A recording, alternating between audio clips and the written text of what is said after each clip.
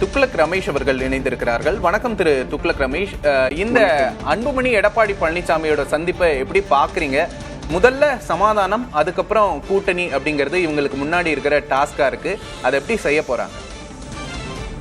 பாட்டாளி மக்கள் கட்சி ஒன்றுபட்டு இந்த கூட்டணியில் இடம்பெறுவதற்கான வாய்ப்பு குறைவு என்று பார்க்கிறேன். ஆனால் பாட்டாளி மக்கள் கட்சியினுடைய பெரும்பகுதியை தன்னகத்தை வைத்திருக்கக்கூடிய டாக்டர் அன்புமணி அவர்கள் தேசிய ஜனநாயக கூட்டணிக்கு இணக்கமான கருத்துக்களை அன்னை காலமாக வெளிப்படுத்தி வருகிறார். ஆகவே திரு எடப்பாடி பழனிசாமி அவர்கள் அவருடைய சந்திப்பு என்பது, இன்றைய சந்திப்பு என்பது முக்கியத்துவம் வாய்ந்தது என்றுதான் நான் நினைக்கிறேன். நிச்சயமாக தேசிய ஜனநாயக கூட்டணியில் அன்புமணி அவர்கள் இணைவதற்குத்தான் வாய்ப்புகள் அதிகம். ஏனென்றால் திராவிட முன்னேற்ற கழக ஆட்சியை தினந்தோறும் விமர்சித்து அவர் அறிக்கை வெளியிட்டு வருகிற நிலையில் திமுகவை எதிர்க்கிற எதிர்நிலையில் இருக்கக்கூடிய பிரதான கட்சியான அதிமுக அணியில் அவர் இணைவார். இடப்பங்கீடு பழைய அளவுக்கு பாமகவுக்கு கிடைக்குமா என்பது சந்தேகம். ராஜ்யசபா சீட்டை அவர் வலியுறுத்துவதற்கு வாய்ப்பு அதிகம்.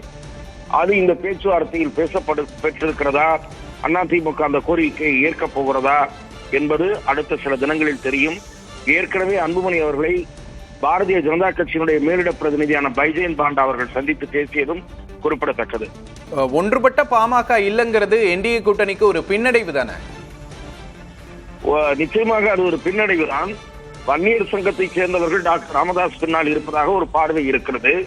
ஆனால் பாட்டாளி மக்கள் கட்சி அது ஏற்கனவே இருந்த நிலையில் ஒரு கணிசமான பகுதியினர் அன்புமணி பக்கம்தான் இருக்கிறார்கள் என்று அவர்களுடைய கூட்டத்தில் காணப்படுகிற நிர்வாகிகள் மூலம் நாம் பார்க்க முடிகிறது.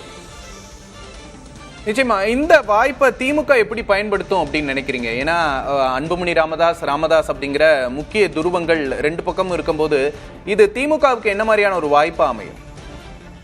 திராவிட முன்னேற்ற கழகத்தை பொறுத்தவரை இன்றைக்கு காங்கிரஸ் கட்சியோடு ஏற்பட்டிருக்கக்கூடிய ஒரு சங்கடமான போக்கு, நெருடல், அதை எப்படி கையாளப் போகிறது என்பதை பொறுத்துதான் பாட்டாளி மக்கள் கட்சியின் ஒரு பிரிவின் தலைவராக இருக்கக்கூடிய டாக்டர் ராமதாஸோடு தொடர்பு ஏற்படுத்துவது பற்றி சிந்திக்க முடியும். ஏனென்றால் காங்கிரஸையும் அகாமடேட் செய்து ராமதாஸையும் அகாமடேட் செய்வது என்பது திமுகவுக்கு இயலாத ஒன்று. ஆகவே காங்கிரஸோடான கொஞ்சம் ஏற்பட்டிருக்கக்கூடிய திமுகவுக்கு ஏற்பட்டிருக்கக்கூடிய கசப்புணர்வு முடிவுக்கு வராமல் ஒருவேளை முடிவை நோக்கி போகுமானால் டாக்டர் ராமதாஸை திமுக அப்ரோச் செய்வதற்கான வாய்ப்புகள் அதிகம் ஏற்படும்.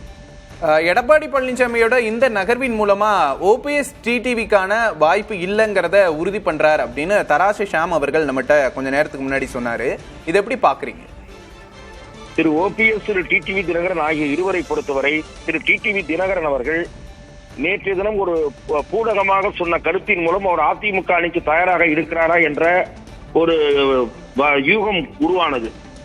என்ன கருத்து என்று சொன்னால், இந்த தேர்தலின் போது எதிரி துரோகி என்றெல்லாம் நான் யார் என்று பார்த்துக் கொண்டிருக்க மாட்டேன் என்று சொன்னார். அதன் மூலமாக அதிமுக அணியில் இடம்பெறுவாரா என்ற கேள்வி எழுந்தது. ஆனால் அதே நேர்காணலில் அவர் ஆட்சியிலே அமமுகவை சேர்ந்த 3 பேர் மந்திரியாக இருப்பார்கள் என்று சொல்லுகிறார்.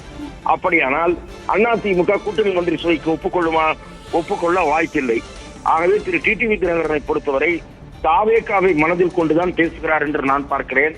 திரு ஓபிஎஸ்ஐ பொறுத்தவரை தேசிய ஜனநாயக கூட்டணியில் இடம்பெறுவது உறுப்பு கட்சியாக இடம்பெற அவர் விரும்பவில்லை. அதிமுகவில் இணைவதற்குத்தான் விரும்புகிறார். அதற்கு திரு எடப்பாடி பழனிசாமி தயாராக இருக்கிறாரா என்பது இன்னமும் தெளிவாகாமல் இருக்கிறது. நிச்சயமா இங்க சீட் ஷேரிங்கிறதும் ரொம்ப முக்கியமான ஒரு பேசுபொருளா இருக்கு.